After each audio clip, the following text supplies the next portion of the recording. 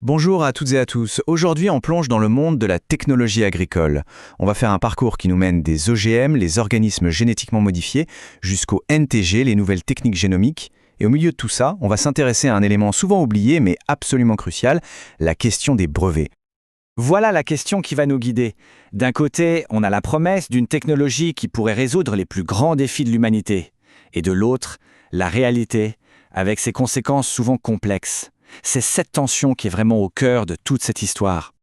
Allez, on commence par le commencement, la toute première vague d'OGM et la vision pleine d'espoir qu'il y avait autour à l'époque. Alors, un OGM, qu'est-ce que c'est exactement? La définition officielle en Europe est très claire. Il s'agit d'une modification qui n'arrive pas comme ça, dans la nature. C'est vraiment ce principe qui a servi de base à toute la réglementation au tout début. Franchement, sur le papier, les promesses étaient énormes. On nous parlait de quoi? De résoudre la faim dans le monde, rien que ça, de beaucoup moins utiliser de pesticides. Bref, on nous vendait ça comme une véritable révolution pour l'agriculture. Mais bon, comme souvent, entre la théorie du laboratoire et la pratique dans les champs, il y a un monde. Et la belle promesse, elle s'est heurtée à une réalité, disons, un peu plus compliquée. Ici, on voit bien comment tous les risques sont liés. On part d'une imprécision technique, ce qui mène à une dissémination qu'on ne contrôle pas. Et quand on combine ça avec le système des brevets, on crée ce que les sources appellent une double pollution. Génétique, mais aussi juridique. Et au passage, tout le pouvoir économique se retrouve concentré dans les mains de quelques-uns. Et voilà l'illustration parfaite de la sorte de course à l'armement biologique qui s'est enclenchée. En créant des plantes qui résistent à un herbicide, on a sans le vouloir sélectionné les mauvaises herbes les plus fortes. La nature, elle, s'adapte toujours.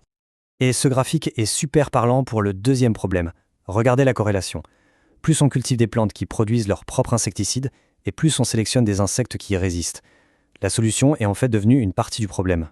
Du coup, face au problème de la première génération, une nouvelle vague de technologie génétique est apparue. Et elle est présentée évidemment comme la réponse à tous les soucis qu'on vient de voir. La différence, elle est subtile, mais elle est essentielle, parce que c'est tout le cœur du débat aujourd'hui. La base reste la même, c'est une modification non naturelle. La différence, c'est la technique, qu'on nous présente comme beaucoup plus précise. Et les nouvelles promesses, ça ne vous rappelle rien? C'est un peu un écho des anciennes. Plus de précision, moins de risques, moins de pesticides, et on ajoute même la lutte contre le dérèglement climatique. En gros, le discours c'est « on garde le meilleur des OGM, mais sans les inconvénients ». Mais pour vraiment tout comprendre, il faut sortir un peu de la science pure et regarder le cadre légal et économique. Et là, la pièce maîtresse du puzzle, c'est le brevet. Le point crucial, c'est celui-là. Un brevet, ce n'est pas juste une récompense pour une invention. C'est un outil économique qui donne un monopole. Et quand on applique ce concept de titre de propriété à un organisme vivant, ça change complètement la donne. Pour que ce soit bien concret, prenons le cas de Percy Schmeiser, un agriculteur canadien. Son histoire est emblématique. Il n'a jamais acheté de semences OGM. Et pourtant, un jour, il se retrouve avec du colza OGM breveté dans son champ. Probablement à cause du vent, du pollen. Et c'est là que ça devient complètement fou. Au lieu d'être considéré comme une victime de contamination, l'entreprise qui possédait le brevet l'a attaqué en justice. Il s'est retrouvé à ne plus être propriétaire de ce qui poussait sur sa propre terre. Cette citation de Percy Schmeiser, elle résume tout le conflit. Le vivant n'est pas comme une machine. Peut-on vraiment appliquer des lois de propriété industrielle qui ont été pensées pour des objets à des organismes vivants qui se reproduisent et se déplacent sans notre contrôle? Et c'est exactement là que le passé nous éclaire sur le présent. Quand on regarde les nouvelles technologies, les NTG, et le système de brevet qui, lui, n'a pas changé, on a une énorme impression de déjà-vu. On se demande si l'histoire n'est pas tout simplement en train de se répéter. C'est un effet domino en fait. Le contrôle sur les semences, grâce au brevet, mène à une consolidation de toute la chaîne agricole. Et à la fin, ça va jusqu'à une consolidation de la chaîne alimentaire. Celui qui contrôle la graine finit par influencer ce qu'on a dans notre assiette. Les risques sont donc immenses. Un agriculteur qui est contaminé accidentellement peut devenir, aux yeux de la loi, un contrefacteur.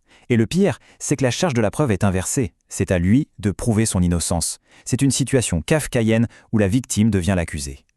Tout ça nous amène au débat qu'on a aujourd'hui. On est vraiment à un carrefour. Les décisions qui vont être prises maintenant vont avoir des conséquences sur le long terme pour notre agriculture et pour notre système alimentaire tout entier. Ce tableau, il est sans doute le plus parlant de tous. Pour les OGM actuels, on a toute une série de garde-fous, évaluation, détection, étiquetage, suivi. La proposition pour une bonne partie des NTG, elle est simple, on supprime tout. Les conséquences d'une telle déréglementation seraient directes.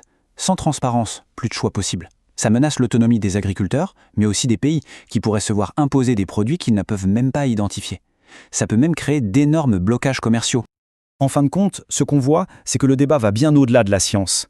Il ne s'agit pas d'être pour ou contre une technologie. La vraie question, la question clé, c'est celle du pouvoir. Qui décide, qui contrôle et au final, qui en profite? La réponse qu'on donnera à ces questions, c'est elle qui définira l'avenir de notre alimentation.